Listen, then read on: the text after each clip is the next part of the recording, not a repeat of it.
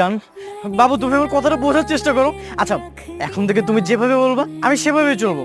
এই যে আমি তোমাকে প্রমিস করতেছি, জান আমি তোমাকে অনেক ভালোবাসি। তুমি যদি আমাকে ছেড়ে চলে যাও না, আমার অনেক কষ্ট হবে। এত কষ্ট মেনে নেওয়া যায় না, মেনে নেওয়া যায় না।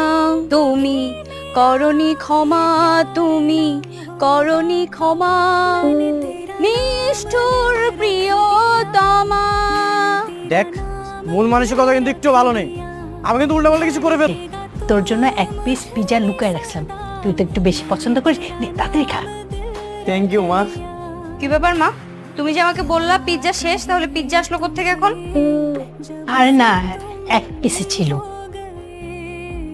আমি যে খেতে চাইলাম তখন বললা কেন পিৎজা শেষ, আর এখন লুকিয়ে এনে ছেলেকে খাওয়ানো হচ্ছে? আরে শোন না, ও একটু বেশি পছন্দ করে তো, তাই ওর জন্য রেখেছিলাম। তা আমি পছন্দ করি না?